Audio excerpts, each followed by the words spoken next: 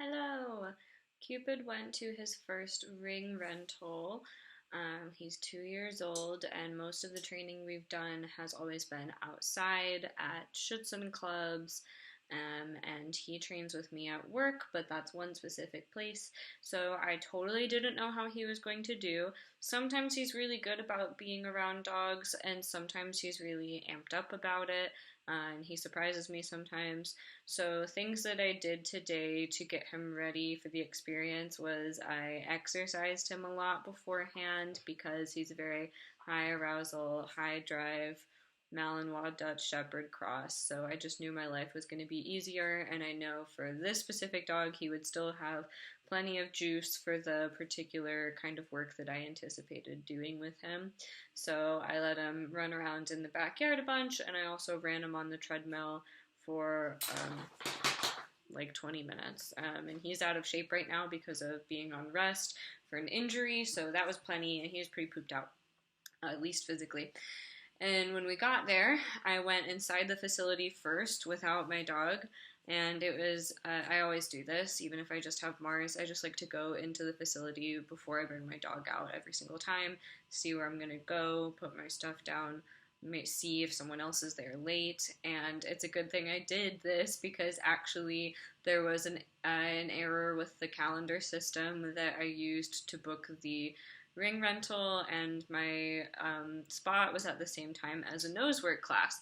But after I thought about it for a second, was actually into this idea as opposed to being in an empty ring, to just bite the bullet. I was pretty sure he'd be fine in just an empty ring. So there were dogs in the space, and we were going to work through that straight away. They put a visual barrier up for me, so there's mostly a visual barrier between him and the other dogs in the following video, except towards the side where I was doing a little bit of letting him go and see the dogs past the barrier. He could obviously hear them, and he saw them when we walked into the space too, so he for sure knew they were there.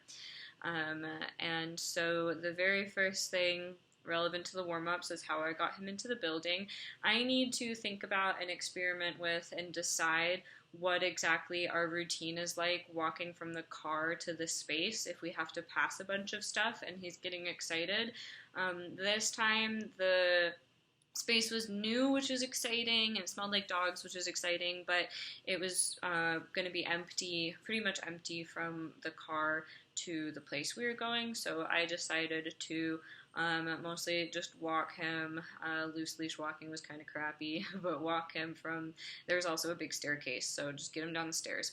And then there was one door. There were two doors blocked between us and the space, basically. So for the first door, I decided to put him in a sit. I opened the door. At first, he wasn't taking food before he was in the sit because he was excited. So I put him in the sit, kind of blocked him a little bit, let him know that like I wasn't gonna let him go forward yet, and he had to wait. And I was just feeding him for holding the sit. Then he started offering eye contact, being a little bit more into the game, seeing that that's what was up with the situation we were training. Um, but I didn't want to lose that concept when we went moving to the second door. So I decided to do a continuous chin rest to transport him from the first door to the second door so that I didn't lose him completely and he get all excited before I was ready for it. And I have, I'll show you a little video example of what that looks like when I do it at work. This isn't a video from the place that we just went to because I left my phone in the area we were going to be training in. But here's a little video of that chin rest at work, just so you can see how I kind of chin rest him through the door.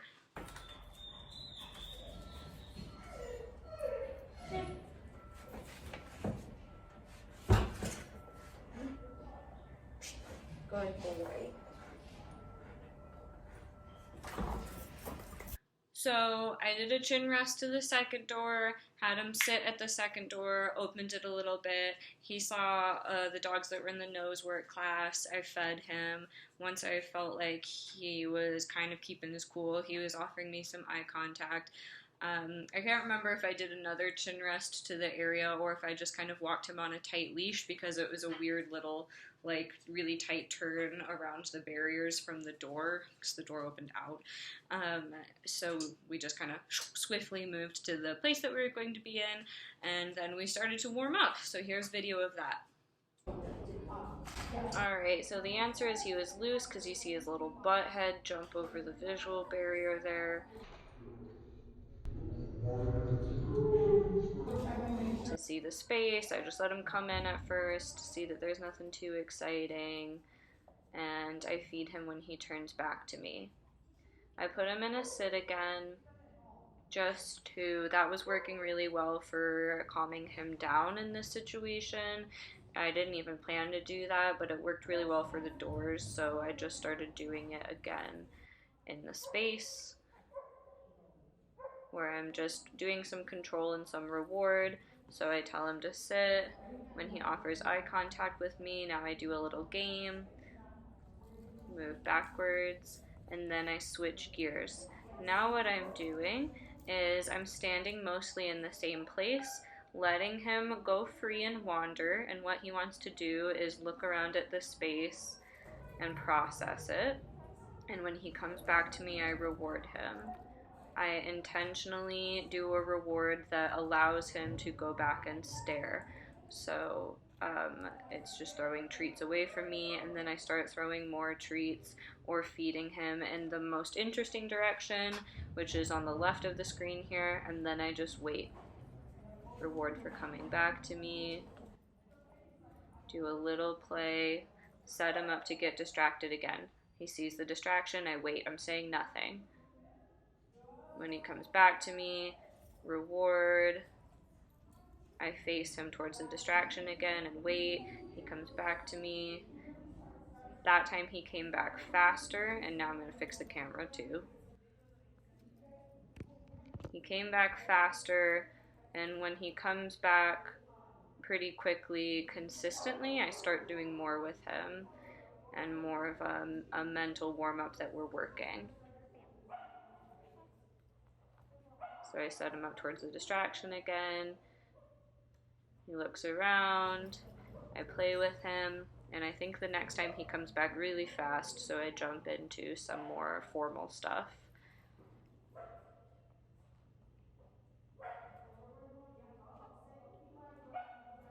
Set him up towards the distraction.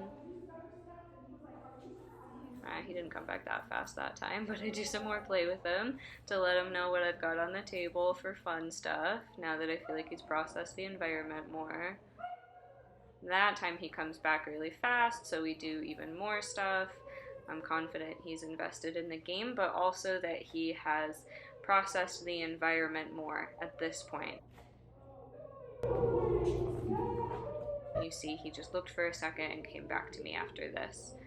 So now I start our offered behavior game. So this is a little loop that he knows to start training. I just feed him up and I don't tell him to lay back down again. He does it on his own. I'm taking note of how he gets distracted there in the down, but I'm using my judgment about what that means about how distracted he is.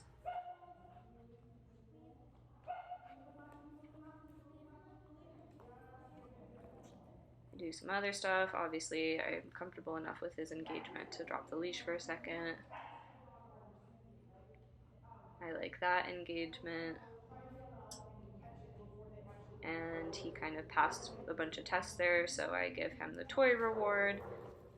I don't want to start with the toy too soon because if he's really distracted, it's not going to go well for me. There, I just take my keys off because they were really loud when we started playing with the toy.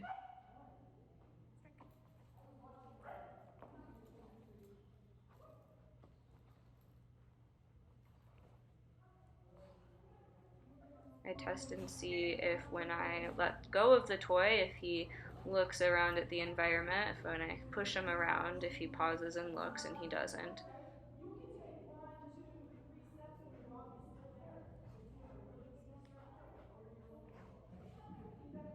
I see how quickly and how well he responds to some position cues, because that's something he would normally be good at, and he did great with the toy in his face. Now I start working more at the end of the visual barrier. You can see the person in the green jacket is someone in that nose work class.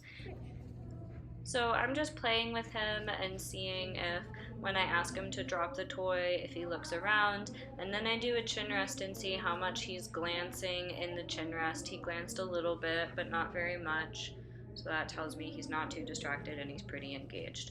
Same thing, chin rest, but moving more into a new area where he can see more of the dogs, and I don't think he did any glancing. I throw him the toy. I didn't throw him the toy too much out from behind the visual barrier, also because I just didn't want to be too disruptive to the nosework class and too obnoxious. But also, it could be a good safety thing to do that. Now he's quite engaged. I've upped the arousal. He does some glancing when I give him his food marker again. That just kind of tells me what's up with his motivation.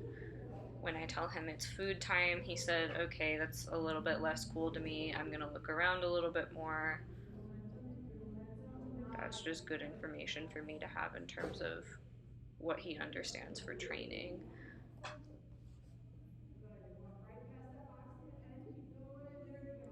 I see if the glancing goes away in the down. It doesn't really. That's something that we need to work on. That's just an issue with his attention in a down right now.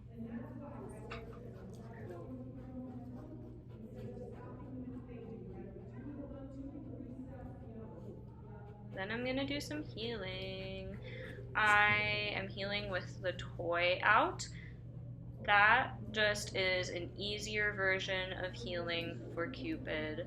I did that just because I was going to move more around the new area, and I just wanted to make it easy for him just because this was his first time in a new training space. But looking back at this footage, I actually don't think he needed that extra help. But I was just playing it safe, and there's nothing wrong with that. It's not going to hurt us at this point.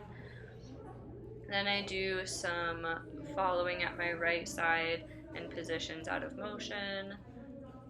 If he isn't fully engaged in paying attention, he's not going to do the right cues there. So that's just another test, even.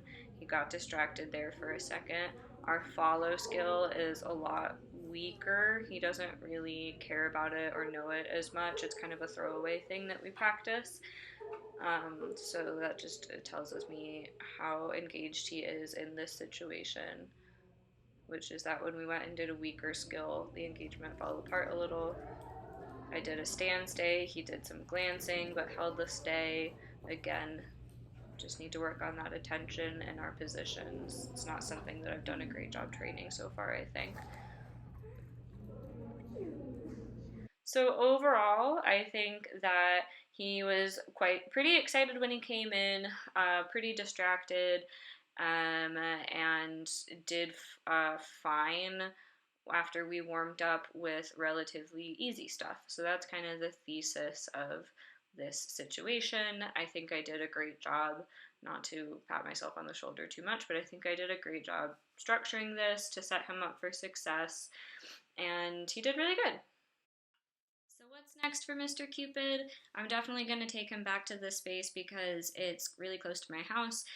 As soon as I left, I texted someone and asked if they could share the ring with me for some of these sessions so that I could start deliberately working through distractions with other dogs and be able to set up some exercises in a way that I wouldn't with this random nose work class that was happening, because again, I didn't want to be disruptive towards them. I wasn't going to get super close to the class or let my dog stare at another dog for more than a second.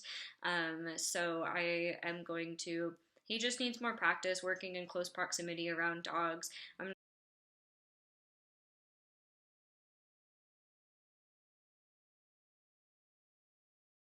I'm not worried about that a level of glancing that was happening, but I sure the heck wouldn't sign him up for a trial today based on that level of distractedness. Um, I could, and it could be fine, but I want to be like, my dog he is 3,000% used to this situation and doesn't care about this stuff. I need to work close proximity to new people, even because he's a freaking COVID puppy, and I don't anticipate it being an issue, but he just needs to see it more times so that I know that it's not going to surprise him at all. So that's what's next for him. And yeah, and obviously asking for longer stretches of work before reinforcement, taking out that training wheel thing of having the toy in my armpit while he's healing, um, and doing harder stuff, doing full routines and things that will be making it look like his trial runs, basically. So that's that, and the end.